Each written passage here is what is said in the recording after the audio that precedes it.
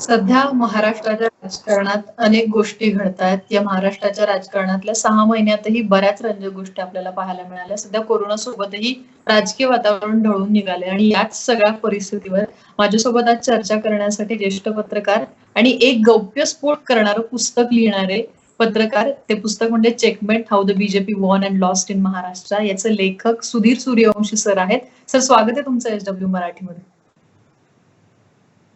धन्यवाद. सर, तुमच्या त्या पुस्तकातून सुद्धा बरेच गौप्यस्फोट करण्यात आलेले होते आणि त्यानंतर सुद्धा एक मुलाखत सुद्धा झाली राजू सरांसोबत, देवेंद्र फडणवीसांची. त्यानंतर सुद्धा अनेक गौप्यस्फोट करण्यात आले. या सगळ्या पार्श्वभूमीवर सध्याच्या राजकीय परिस्थितीमध्ये अनेक प्रश्न उपस्थित राहत आहेत की महाविकास आघाडी सरकार अस्थिर आहे आणि हे सरकार पुढच्या काही दिवसांमध्ये पाडण्यासाठी प्रयत्न केले जात आहेत. तर तुम्ही या सगळ्या परिस्थितीकडे कसं पाहता? बघा, महाराष्ट्रात जे महाविकास आघाडीचा जन्म झाला, तो जन्म होत असताना 3 पक्षांचं हे सरकार आहे. मागच्या वेळेला 2 पक्षांचं, त्याचे अवघं 2 पक्षांचं सरकार आहे आणि 3 पक्षांचं सरकार असून याच्यात महत्वाची गोष्ट अशी की 2 जे पक्ष आहेत ते साऊथ पोल आणि नॉर्थ पोल, म्हणजे उत्तर ध्रुव आणि दक्षिण ध्रुव, अशा वेगवेगळ्या विचारसरणीचे 2 पक्ष, म्हणजे काँग्रेस असेल आणि शिवसेना असेल, असे 2 वेगळ्या आणि भिन्न विचारसरणीचे पक्ष एकत्र येऊन त्यांनी महाराष्ट्रामध्ये सरकार स्थापन केलंय. त्याच्यामुळे यांच्यामध्ये वैचारिक मतभिन्नता ही सुरुवातीला होती. ते वैचारिक मतभिन्नता त्यांनी कॉमन मिनिमम प्रोग्राम जो अजेंडा जो तयार केला, त्याच्यानुसार सरकार चालवत त्यांनी डिसाईड केला, त्याच्यानुसार सरकार चालवत आहे. आता कसं 3 पक्षांचं सरकार असल्यामुळे प्रत्येक पक्षाला वाटतं की आपला पक्ष हा मोठा व्हावा, आपल्या पक्षाला सर्वात जास्ती गोष्टी फंड असेल किंवा सरकारी डिसिजन मध्ये त्यांना एक मोठा सहभाग असेल किंवा एक मोहरा आपण म्हणतो एक स्टॅम्प या सरकारवरती आपल्या पक्षाचा लागावा.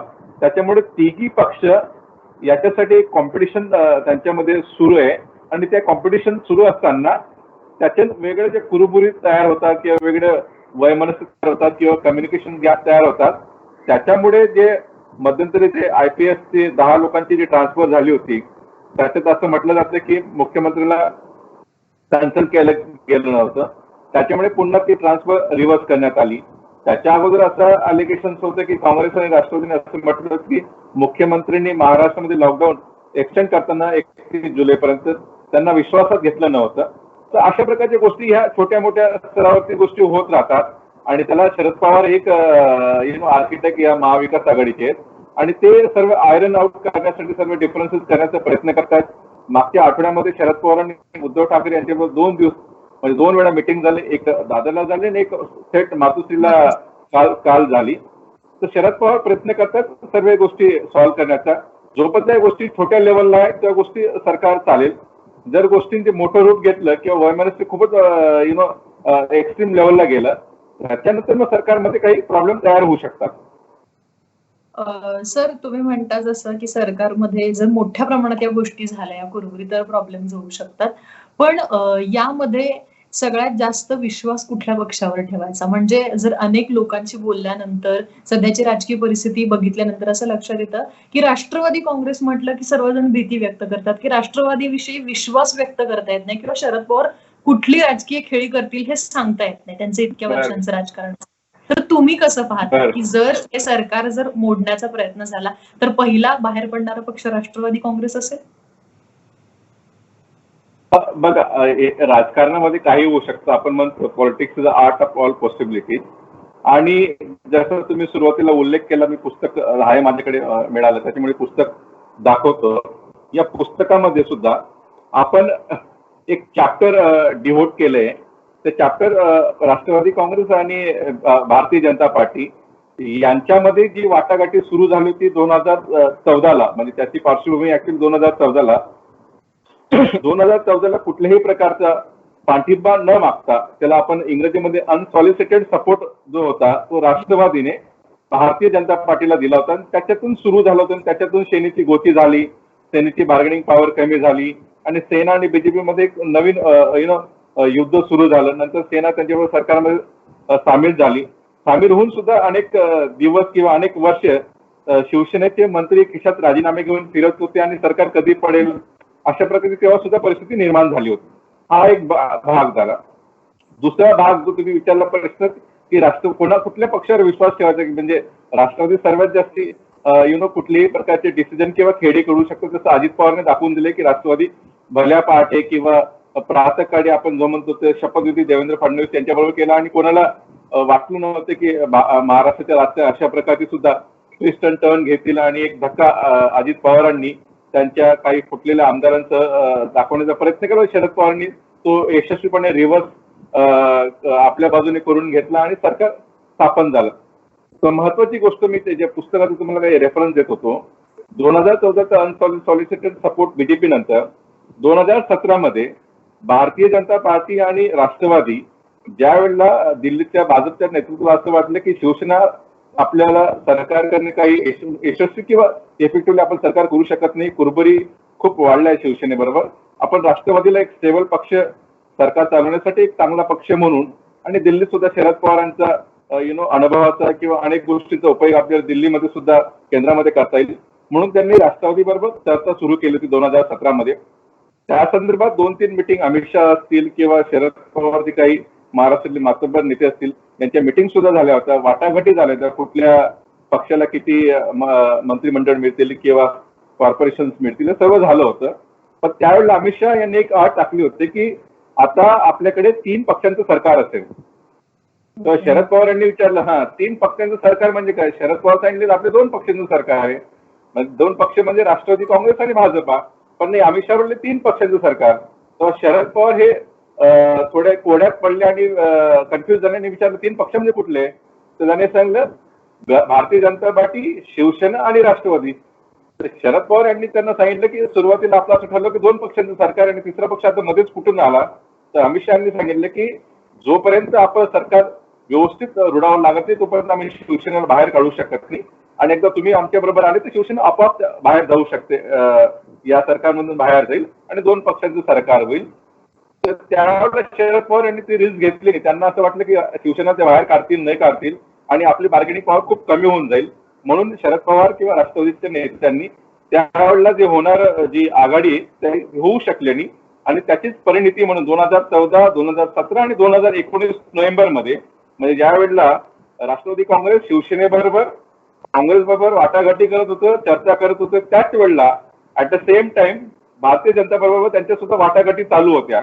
अजित पवार असतील, प्रफुल्ल पटेल असतील किंवा काही लोक अमित शहा असतील किंवा देवेंद्र फडणवीस यांच्यावर मिटिंग सुद्धा झाल्या होत्या. जसं देवेंद्र फडणवीस मध्यंतरी सांगितलं की राष्ट्रवादीचे खुद्द राष्ट्रवादी आमच्याबरोबर चर्चेसाठी सामील होते किंवा त्यांचा होकार होता, पण शेवटच्या क्षणाला त्यांनी आम्हाला नकार दिला किंवा फसवलं.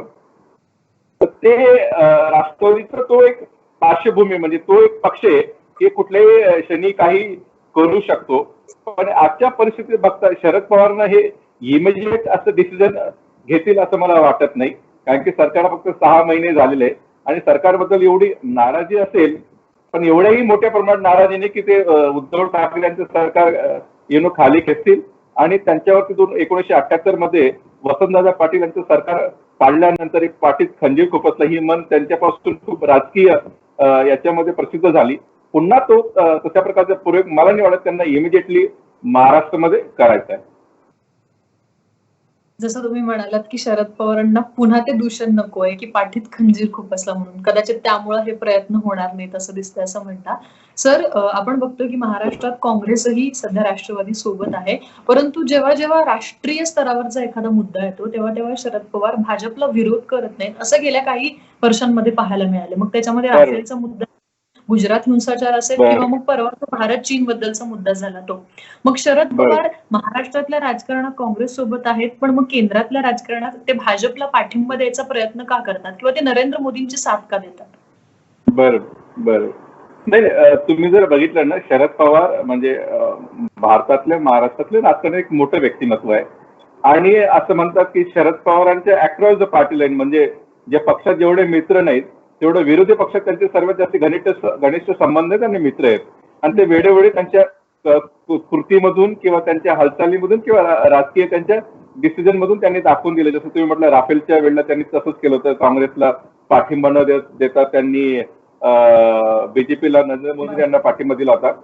शरद पवार आणि नरेंद्र मोदी यांची एक वैयक्तिक स्वरूपाची अनेक वर्षापासून चालू असलेली चांगली मैत्री आहे आणि त्या मैत्रीत नरेंद्र मोदी सुद्धा बारामतीत जेव्हा आले की शरद पवार की उंगली पकड के बहुत चीजें सिखावू, अशा प्रकारचे वक्तव्य त्यांनी बारामतीत केलं होतं.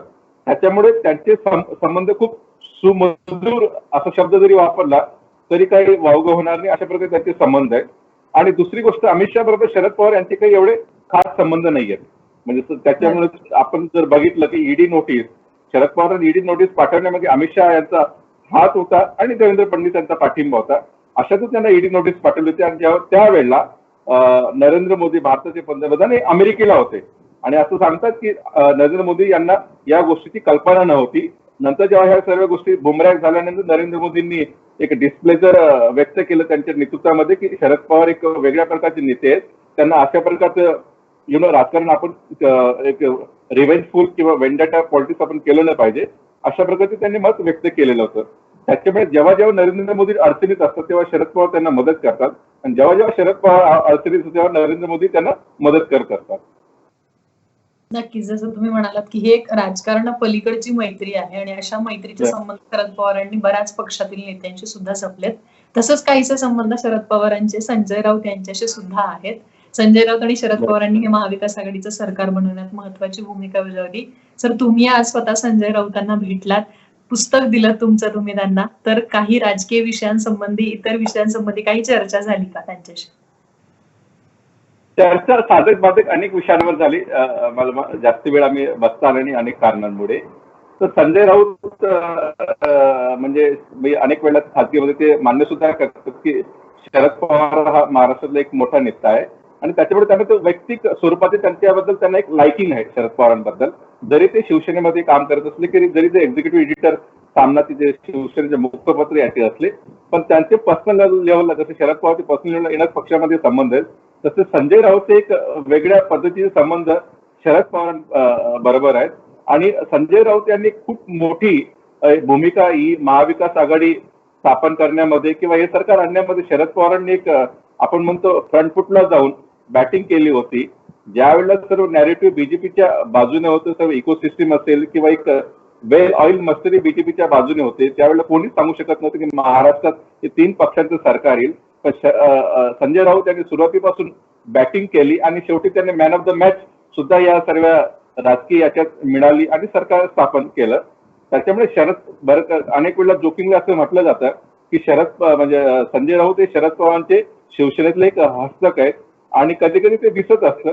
पण मला वाटतं संजय राऊत एक त्यांच्या पक्षाची लॉयल राहून पक्षाला काही चांगलं मिळतं का ते सुद्धा ते बघत असतात आणि याची प्रणिती म्हणून शिवसेनेचा मुख्यमंत्री महाराष्ट्रात स्वतः उद्धव ठाकरे झाले. नक्कीच सर, संजय राऊतांबद्दल जसं तुम्ही सांगितलं तसं आता आपण असं पाहतोय की शिवसेना असेल, राष्ट्रवादी काँग्रेस आणि काँग्रेस प्रत्येक पक्ष स्वतःचं वर्चस्व स्थापन करण्याचा प्रयत्न करतो, पण कुरबुरी समोर येत आहे. सर, आपण मगाशीच बोललो जसं प्रशासकीय अधिकाऱ्यांच्या बाबतीत सुद्धा मग अजय मेहतांसंबंधी सुद्धा अनेक कुरबुरी काँग्रेस आणि राष्ट्रवादीमध्ये झालेल्या पाहायला मिळाल्या. या प्रशासकीय अधिकाऱ्यांमध्ये सुद्धा सरकारमध्ये अस्थिरता निर्माण होतीये, तर ती अस्थिरता जी आहे ती कशी संपवण्याचा प्रयत्न या राजकीय पक्षांनी करायला हवा असं तुम्हाला वाटतं? बघा, ज्या वेळेला कुठलंही नेतृत्व नवीन असतं त्यावेळेला जे ब्युरोक्रॅट्स असतात त्यांना बाबू लोक आपण म्हणतो, ते बाबू लोक हवी होतात आणि ते त्यांना असं वाटतं की आपणच गव्हर्नमेंट त्या पद्धतीने गव्हर्नमेंट रन करतात. वरती इलेक्टेड कुठल्याही प्रकारच्या इलेक्टेड जे रिप्रेझेंटेटिव्ह असतील किंवा मिनिस्टर असतील त्यांना विश्वासात न घेता ते कार्य करत असतात. जर तुमचा सरकारमध्ये अंकुश नसेल, तर जर सरकारवरती अंकुश असेल, ऍडमिनिस्ट्रेशन वरती अंकुश असेल, तर ऍडमिनिस्ट्रेशन जसं इलेक्टेड लोक सांगतात, मिनिस्टर सांगतात तशा पद्धतीने पॉलिसी फ्रेम करत असतात आणि इम्प्लिमेंट करत असतात. सुरुवातीच्या मागच्या 5 वर्षात जर तुम्ही बघितलं की आता तर नुकतं 5 वर्षात आपण काढ घेऊया, देवेंद्र फडणवीस जेव्हा मुख्यमंत्री झाले तेव्हा बरेच जण म्हणायचे नौका आहे, जमणार नाही किंवा अनेक गोष्टी त्यांना जेव्हा एक समज तयार झाला होता, त्या समजापोटी ब्युरोक्रॅसीने सुद्धा त्यांच्यावरती एक वर्चड होण्याची भूमिका केली होती आणि त्याच्यातूनच देवेंद्र फडणवीस आणि काही 2-3 वेळा मला वाटतं उद्विग्न होऊन एक स्टेटमेंट सुद्धा केलं होतं की ब्युरोक्रॅसी माझं ऐकत नाही, म्हणजे महाराष्ट्राचा मुख्यमंत्री आणि ब्युरोक्रॅसी ऐकत नाही, अशा प्रकारचे स्टेटमेंट तेव्हा आलं होतं. त्याच्यामुळे बऱ्याच लोकांना सरप्राईज सुद्धा झालं होतं. मला वाटतं तेच परिस्थिती आता सध्याच्या 6 महिन्याच्या काळामध्ये उद्धव ठाकरे जे सरकार म्हणजे ते पक्ष चालक होते, आता त्यांना सरकार चालवण्याची त्यांच्याकडे जबाबदारी आहे. त्याच्यातून असे प्रकारचे कुरबुरी किंवा वर्चस्ववाद जो ब्युरोक्रेसी मध्ये नेहमी वर्चस्ववाद असतो, IS लॉबीमध्ये असेल किंवा IPS लॉबीमध्ये असेल, एक फॅक्शन मध्ये डिवाइड असते. म्हणजे युपीची लॉबी असते, बिहारची असते, साऊथची असते किंवा बंगालची असते, असे फॅक्शन किंवा पंजाबची असते. अशा फॅक्शन्स मध्ये ही लॉबी डिवाइडेड असते. त्या लॉबीला कसं तुम्ही एकत्र आणताना काम करून घेता, या सर्वात मोठं गमक हे मुख्यमंत्र्यांचं असतं किंवा त्यांच्या मंत्रिमंडळातील मंत्र्यांचं असतं. त्याच्यामुळे सुरुवातीचा काळ असल्यामुळे मला वाटतं उद्धव ठाकरे वरती ती ब्युरोक्रेसी पाहिजे प्रमाणात त्यांच्या अजून वचक नाहीये. जसं जसं दिवस जातील की तसं त्यांना बऱ्याच गोष्टी शिकायला मिळेल, पण ते शिकलं पाहिजे आणि आपण ते वचक ब्युरोक्रेसी आणलं पाहिजे. नाहीतर पुढचे काही वर्ष ब्युरोक्रेसीच महाराष्ट्राचे गव्हर्नमेंट रन करेल अशी परिस्थिती सुद्धा होऊ शकते. नक्कीच सर, जसं तुम्ही म्हणाला तसं लोकांनी निवडून दिलेले हे सर्व लोक आहेत जे सध्या सरकार चालवतात आणि त्यांनी सध्या प्रशासकीय अधिकाऱ्यांवर वचक ठेवणं गरजेचं आहे. या सगळ्या पार्श्वभूमीवर सर एक शेवटचा प्रश्न ते म्हणजे आपण सध्याच्या राजकीय परिस्थितीबद्दल बोललो. तुम्ही 2019 ची निवडणूक, त्याच्या आधीची निवडणूक, सर्व राजकीय घडामोडी फार जवळून पाहिलेल्या आहेत. या सर्व नेत्यांनाही फार जवळून पाहिलंय. तुमच्या मते हे महाविकास आघाडीचं सरकार पुढचे किती महिने, किती दिवस किंवा किती वर्ष चालेल? आणि जर हे महाविकास आघाडीचं सरकार पाडण्याचा प्रयत्न झाला, हे सरकार कोरोनासोबत जर गेलं, तर मग पुढचं कुठलं अलायन्स असं आहे जे सरकार करू शकेल आणि महाराष्ट्राला नवीन सरकार देऊ शकेल? बघा आरतीजी, तुम्ही जर बघितलं की महाराष्ट्रात 3 पक्षांचं सरकार येईल कोणी सांगू शकत नव्हतं. म्हणजे जे ज्योतिषी असतील त्यांनी सुद्धा हे भाकीत केलं नव्हतं किंवा कोणी करणार नाही. त्याच्यामुळे पुढचं कुठलं सरकार असेल हे मी ज्योतिषी नाही आणि ज्योतिषांनी जरी सांगितलं तरी ते खरं होत नाही हे आपल्याला दिसून आलंय. त्याच्यामुळे सरकार कोणाचं असेल पुढच्या वेळेला हे सांगू शकत नाही. पण एवढी एक गोष्ट मी निश्चित सांगू शकतो की या सरकार मधला जो मेन पिलर आहे शरद पवार, जोपर्यंत शरद पवार ह्या सरकारचं मेन पिलर आहे आणि जे काही डिफरन्सेस होत असतात, जसं मागच्या आठवड्यामध्ये 2 वेळा उद्धव ठाकरेंची जी मिटिंग घेऊन ते डिफरन्सेस त्यांनी आयरन आउट केले किंवा डिफरन्सेस मिटवण्याचा प्रयत्न केला. आणि जेव्हा जेव्हा ते असे काही अडचणी येतात, प्रत्येक सरकारमध्ये ट्रबल शूटर असतो. म्हणजे युपीच्या काळामध्ये काँग्रेसचं जेव्हा केंद्रामध्ये सरकार होतं त्यावेळेला प्रणब मुखर्जी जे माजी राष्ट्रपती आहेत त्यांना ट्रबल शूटर म्हणायचे. ते ट्रबल शूटर कुठल्याही प्रकारची अडचणी सरकारमध्ये निर्माण झाल्या तर ते ट्रबल शूटरचं काम करून त्यामधून सरकारला बाहेर काढत असतं. सरकार यशस्वीपणे पुढचे काही दिवस काम करत असतं आणि यशस्वीपणे त्यांचे कार्यकाळ पार पडत असतं. जसं मनमोहनच्या वेळेला बऱ्याच वेळेला 1-2 वेळा झालं होतं की न्यूक्लिअर जेव्हा अग्रीमेंट साईन केलं तेव्हा असं वाटलं होतं की सरकार पडेल, पण त्याच्यातून सरकार सावरलं होतं. तसं शरद पवार हे महाविकास आघाडीचे मेन पिलर आहेत, आर्किटेक्ट आहेत आणि ट्रबल शूटर आहेत. जोपर्यंत ट्रबल शूटर काम व्यवस्थित करतोय तोपर्यंत सरकार चालेल. ट्रबल शूटरला वाटतं की सरकार माझ्या पलीकडे चाललंय तर त्यावेळेला सरकार कोसळू शकतो आणि कुठल्याही प्रकारच्या आपण म्हणतो रिअलाइनमेंट या महाराष्ट्रात जसे आपल्याला 6 महिन्यापूर्वी बघायला मिळालं त्या काही दिवसामध्ये किंवा 5 वर्षांनंतर किंवा त्याच्या अगोदर सुद्धा किंवा नंतर सुद्धा मिळणार नाही. अशा प्रकारची परिस्थिती महाराष्ट्रात निर्माण होऊ शकते. नक्कीच सर, जसं तुम्ही म्हणालात तसं कुठलीही भविष्यात काय होईल प्रेडिक्ट करणं नाही, कारण राजकारणात काहीही शक्य आणि काहीही अशक्य आहे. त्यामुळे जसं तुम्ही म्हणालात तसं मला आपल्या सर्व प्रेक्षकांनाही सांगायचं आहे की सर जसं म्हणतात तसं सध्याच्या सरकारमध्ये शरद पवार हे पिलर आहेत आणि हे आर्किटेक्ट आहेत. त्यामुळे शरद पवार जोपर्यंत खंबीर आहेत तोपर्यंत राज्यातलं महाविकास आघाडी सरकार हे खंबीर आहे असंच म्हणायला लागेल. धन्यवाद सर, तुम्ही SW मराठीशी बातचीत केली त्याबद्दल. थँक्यू. आता सर्वात आधी बातम्या मिळवा आमच्या मोबाईल न्यूज ॲप्लिकेशनच्या सहाय्याने. अँड्रॉइड किंवा iOS प्लॅटफॉर्मवर जाऊन HW न्यूजचे ॲप सर्च करा, डाउनलोड करा. आपल्याला हवी ती भाषा निवडा. आजच्या बातम्यांच्या गर्दीतून आपल्या कामाची बातमी मिळवा फक्त HW न्यूजवर.